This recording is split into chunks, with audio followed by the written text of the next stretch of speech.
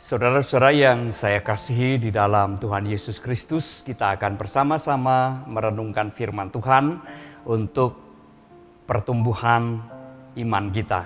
Untuk itu mari kita memohon pertolongan dan pimpinan dari Tuhan melalui doa kita.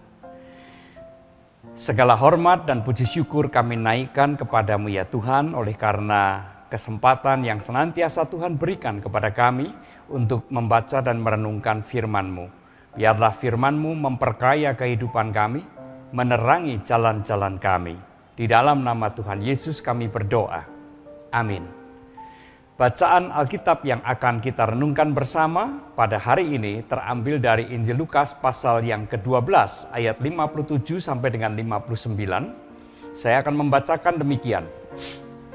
Dan mengapakah engkau juga tidak memutuskan sendiri apa yang benar? Sebab jikalau engkau dengan lawanmu pergi menghadap pemerintah, berusahalah berdamai dengan dia selama di tengah jalan, supaya jangan engkau diseretnya kepada hakim, dan hakim menyerahkan engkau kepada pembantunya, dan pembantu itu melemparkan engkau ke dalam penjara. Aku berkata kepadamu, engkau tidak akan keluar dari sana sebelum engkau membayar hutangmu sampai lunas. Demikianlah firman Tuhan. Nah, saudara yang saya kasih di dalam Tuhan Yesus Kristus, kalau kita berbicara tentang berperkara di pengadilan, apa pendapat kita atau apa yang terlintas di dalam pikiran kita? Bukankah seringkali kita berpikir agar sedapat-dapatnya menghindari urusan atau berperkara di pengadilan. Kenapa demikian? Karena berperkara di pengadilan itu ada dua kemungkinan, yaitu kalah atau menang. Dan faktornya yang menentukan kalah atau menang itu bisa banyak sekali. Kalau sebuah perkara bisa diselesaikan di luar pengadilan, berdamai di luar pengadilan, itu akan lebih disarankan atau dianggap lebih baik daripada untuk apa sih berperkara di pengadilan. Nah, nampaknya pandangan ini tidak hanya ada di zaman sekarang ini. Pada zaman dulu pun nampaknya orang juga merasa ngeri kalau harus berperkara di pengadilan. Dan itu bisa kita lihat tercermin di dalam ajaran Tuhan Yesus atau perumpamaan yang diajarkan oleh Tuhan Yesus di dalam bacaan kita tadi. Kalau Tuhan Yesus berbicara tentang bagaimana seseorang berperkara dengan pemerintah, dengan hakim yang kemudian akhirnya kejeblos atau dijebloskan ke dalam penjara, sebenarnya Tuhan Yesus tidak sedang berbicara tentang pengadilan manusia. Tuhan Yesus memakai gambaran tentang pengadilan manusia itu untuk mengajarkan sesuatu yang jauh lebih penting, jauh lebih utama, yaitu pengadilan Allah. Nah, melalui perumpamaan itu, Tuhan Yesus hendak mengatakan begini, kalau terhadap pengadilan manusia saja, sedapat-dapatnya kamu menghindari.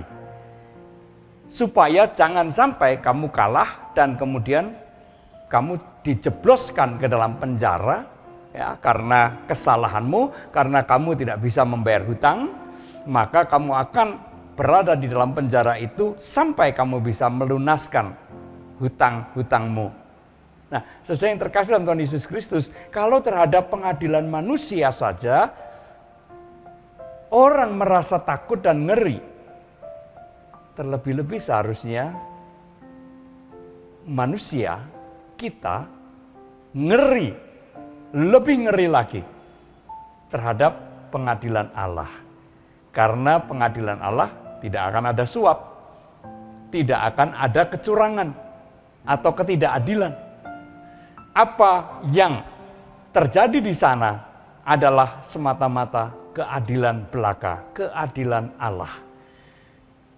Dan siapakah sebenarnya yang dapat lolos dari pengadilan Allah ini? Boleh dibilang tidak ada seorang pun yang dapat lolos dari pengadilan Allah.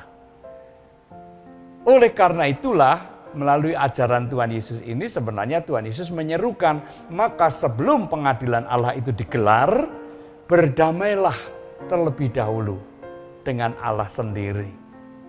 Bagaimana kita berdamai dengan Allah? Tidak lain adalah bertobatlah dari segala apa yang jahat, dari segala dosa-dosa kita. Itulah jalan satu-satunya untuk berdamai dengan Allah, dengan bertobat, menyesali atas segala dosa dan kesalahan kita, dan menerima Tuhan Yesus sebagai penolong, sebagai juru selamat dan pembaru hidup kita. Sehingga hidup kita diperbarui, kita menjalani kehidupan secara baru bersama-sama dengan Allah. Maka itulah jalan untuk berdamai dengan Allah.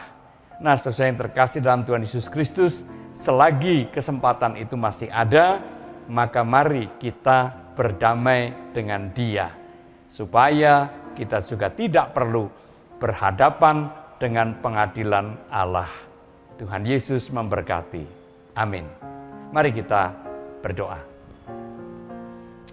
Bapa di dalam surga, terima kasih untuk firman yang boleh kami renungkan pada hari ini. Kiranya kami boleh senantiasa mencamkan apa yang Engkau ajarkan. Biarlah hidup kami boleh senantiasa berdamai dengan Allah sendiri.